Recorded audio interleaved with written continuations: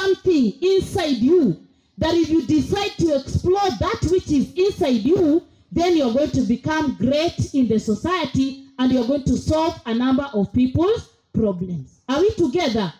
So start thinking, what is it that God has put in me? What is it that I can be able to explore? What is it that is inside me that wants to come out? Start thinking about that. I was given a topic, actually 3 of them. One of them is factors that determine your career choice. Some of the factors that determine our career choice, the first one is availability of opportunities. Why am I saying this? If I give an example, like here in Siaya Technical, maybe the HOD agriculture told the principal that we can take 100 students to do agriculture. That is his capability. That is what he can be able to host and can be able to train because probably of the available resources that are there.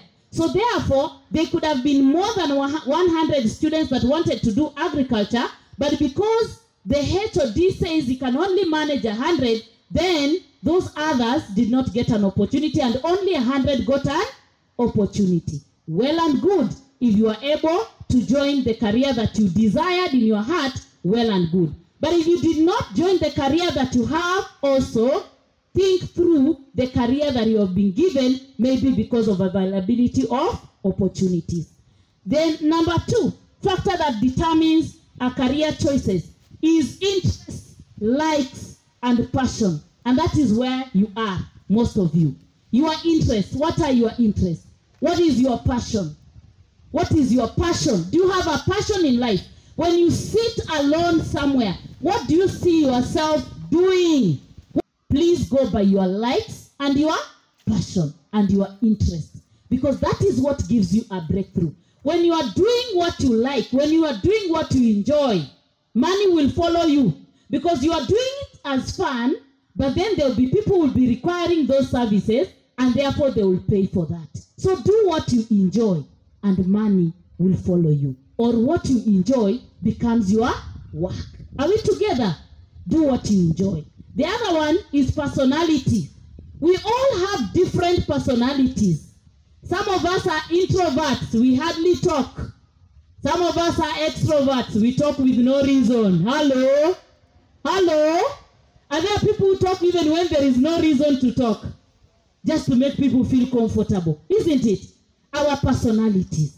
What is your personality?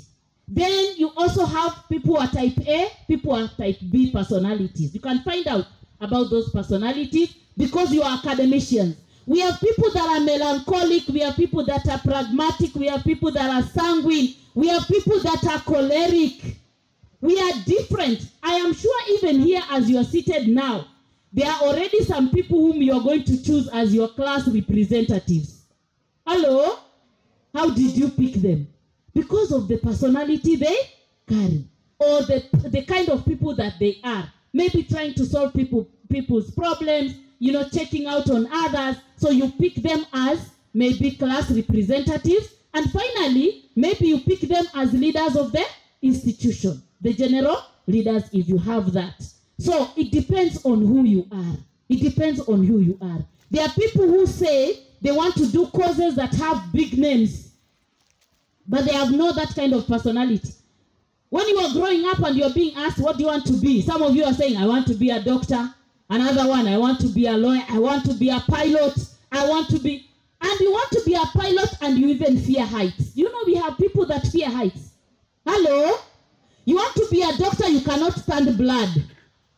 You cannot stand a dead person. How can you be a doctor? Is it possible? It is not possible. So in whatever area you are, feel comfortable in it, exploit with a lot of passion and move on, because that is your personality. Don't always wish to be like somebody else, because God created us differently. That's why he created some of us short, others short, and short is like this, isn't it? Short and tall. Others dark, others light, others plump, others slim. God created us differently. Why do you want to be like other people? Hello? Why do you want to be like your friend? There's no need of being like your friend, because you will be wasting. You will be wasting because God created you to put in that particular area. The other one, number 4, is surrounding. You are surrounding. Sometimes we pick our career choices depending on the surrounding or depending on where we come from. Like if we get someone here who is very creative to know how to be able to preserve this fish and to be able to add value to the fish and to can the fish and to sell it as a canned product so that it can even stay on our shelves for longer and we can use it whatever time, then you will have used the surrounding to come up with an innovation that is going to help you make a living and yet help people in the society. Are we together? So your surrounding can also determine the kind of career that you choose. The 5th one is exposure.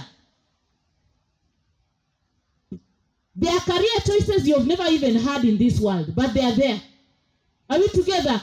They are there because you have not been exposed to them. So probably you pick a career according to what you have been exposed to. But there are a number of careers that we never imagined that they existed.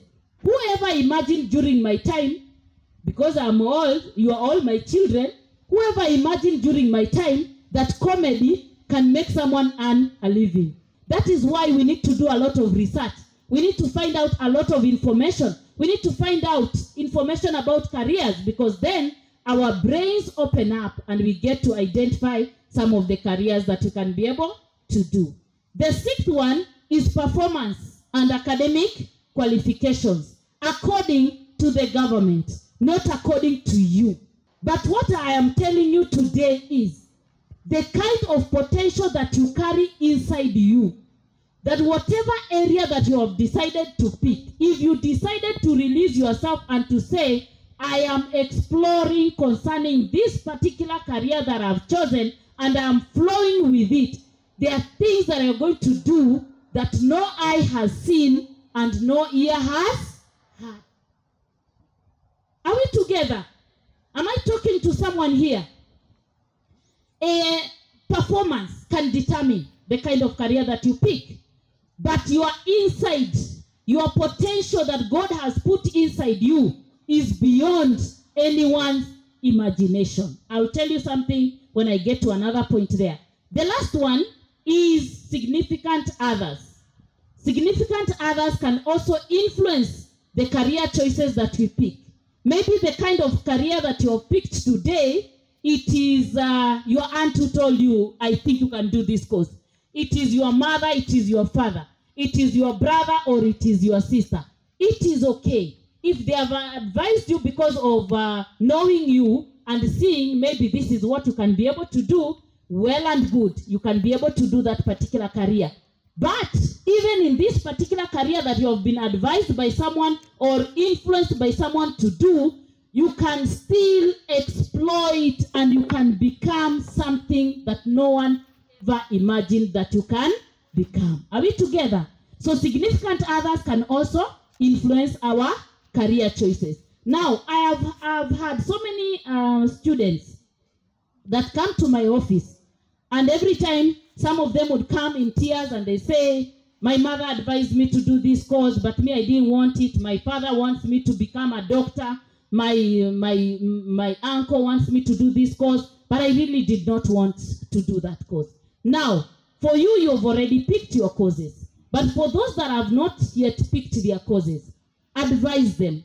It's very, very important for us to sit together with our parents and our significant others and explain to them kwa upole, sio kwa kurusha mikono, kwa upole. Ya kwamba mom and dad, yes, you have advised me to do this course. It is a good course. I have realized it is good. But I desire to do this particular course. Are we together? Kwa upole, sio kwa kurushiana mikono. Most of you youth, you don't listen. Na mnaona wazazi hawaelewi. So mnasema mama anaelewa nini, dad anaelewa nini. Me, I want to do this course, and then they are forcing me to do this course. You don't take time to reason with them. There are reasons why our parents advise us to do certain courses. The reason why they advise us to do those courses is because in their world view, katika maisha yao wameona mwalimu ako very successful. Hello? So wanataka kila mtu akuwe nani? Mwalimu. Are we together?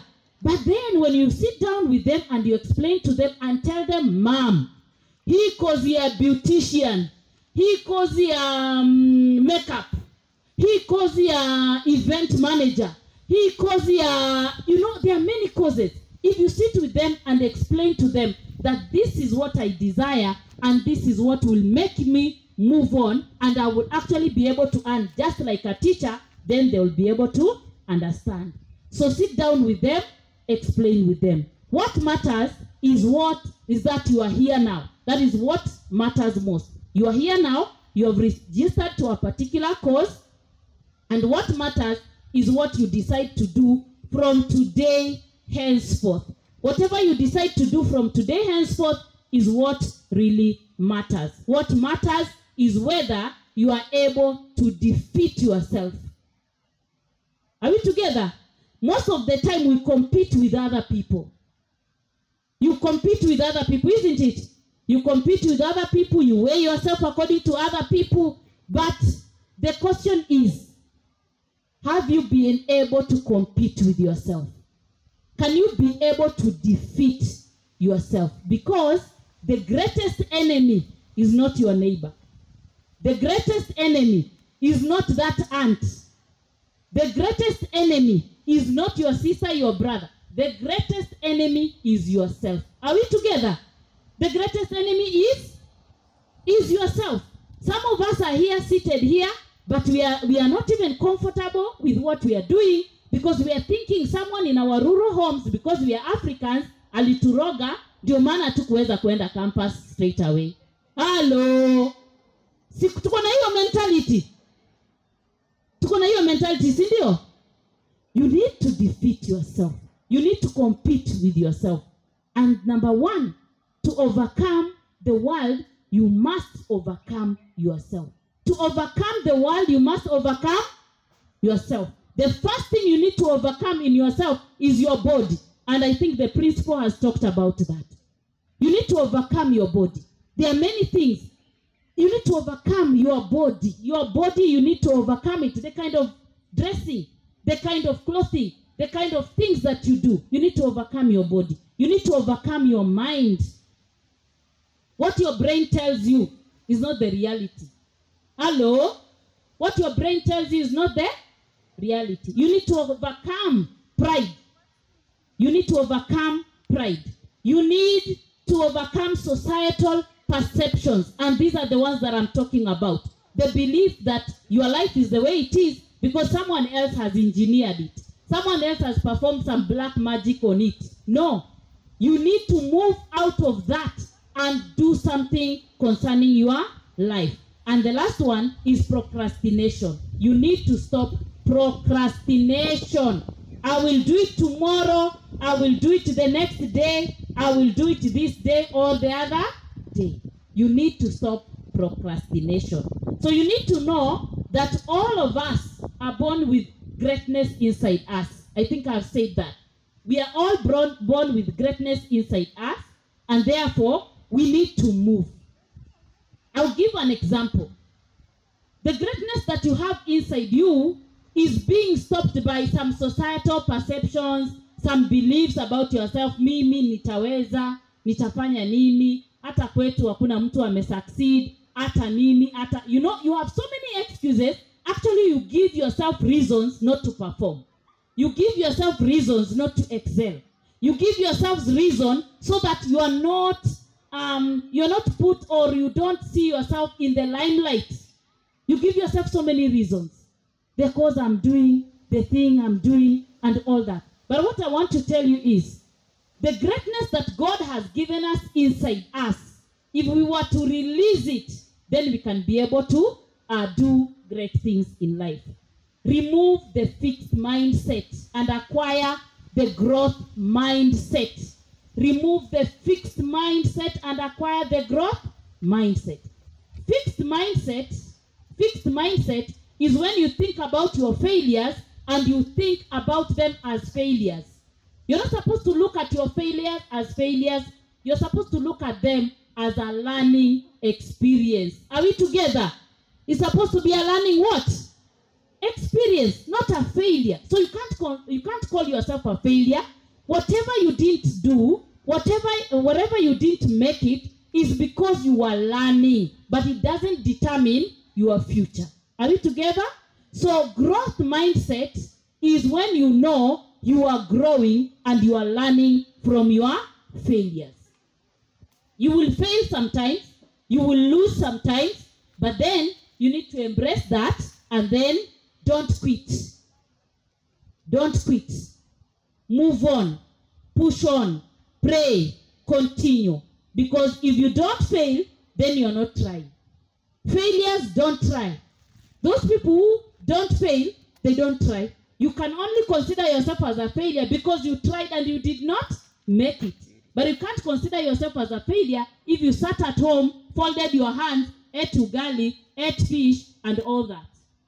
You cannot consider yourself. So failures, they are supposed to learn from the failing and then they are supposed to move on.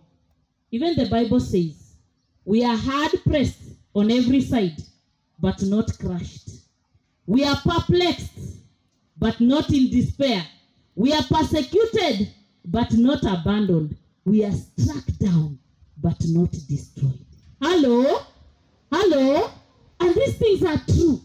They are true for us. We need to push on. We need to move on. Whatever kind of thing that probably you did not perform in, don't look at yourself as a failure. Don't keep on beating yourself. Don't keep on condemning yourself. Don't keep on accusing yourself and saying, I failed, I didn't, I can't make it. Me, I am, I'm this kind of a person. No. You just learn from that mistake and you move on. Are we together? Those are factors that determine our career choices.